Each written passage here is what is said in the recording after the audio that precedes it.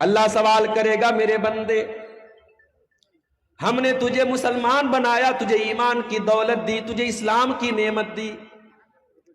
تو نے اپنے دین کو سیکھا کہ نہیں سیکھا؟ بندہ کہے گا اللہ میں نے بہت سیکھا، ہر جلسے میں جاتا تھا، ہر تقریر کو سنتا تھا، 3 گھنٹے میں پنڈال کے نیچے بیٹھا رہتا تھا، سر ہلا ہلا کے پوری تقریر میں سنا کرتا تھا، اے اللہ میں نے دین کو برابر سیکھا۔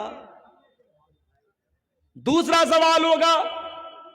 وَمَاذَا عَمِلَ فِي مَا عَلِمَ، میرے بندے تو نے جو علم حاصل کیا اس علم کے اوپر تو نے عمل کتنا کیا؟ میرے بھائیوں مجھے معاف کرنا، اس سوال کے جواب میں ہم فیل ہو جائیں گے اگر ہم جلسوں کی تقریروں کو ہم نے انٹرٹینمنٹ کا ذریعہ بنایا ہے۔ یہ اہل حدیث کا جلسہ ہے، علماء یہاں قرآن بیان کر رہے ہیں، نبی کی حدیثیں بیان کر رہے ہیں، یہاں آپ کو دین سکھایا جا رہا ہے، اس لیے نہیں کہ آپ ایک کان سے سن کر کے دوسرے کان سے اڑا دیں، اس لیے سکھایا جا رہا ہے تاکہ آپ دین کو سیکھ کر کے اس کے اوپر عمل کریں۔ ذرا نبی اکرم کی سیرت اٹھا کر کے دیکھو میرے بھائی، ٹھیک ہے آپ کے یہاں کا ماحول ہے، رات بھر تقریریں آپ سنتے ہیں، بلکہ کہیں کہیں فجر کی اذان تک جلسہ چلتا ہے، ٹھیک ہے، میں اس کو حرام نہیں کہتا، میں اس کو ناجائز نہیں کہتا، میں اس کو غلط نہیں کہتا، مگر آپ ذرا اپنے نبی کی سیرت اٹھا کر کے دیکھو، اللہ کے پیارے نبی عشاء کی نماز کے بعد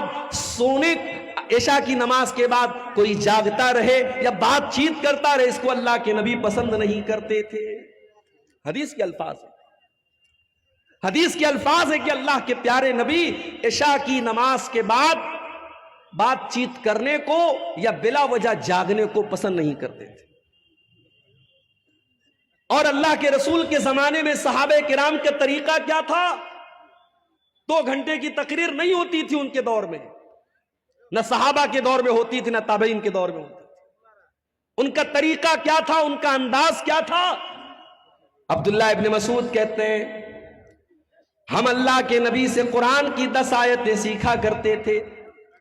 ہم اللہ کے پیارے نبی سے قرآن کی 10 آیتیں سیکھا کرتے تھے، اور جب تک ان 10 آیتوں پر عمل نہیں کر لیتے تھے ہم آگے نہیں بڑھتے تھے۔ ہم نبی سے 10 آیتوں کو سیکھتے تھے اور ان کے اوپر عمل کرتے تھے، پھر 11ویں کا نمبر آتا تھا۔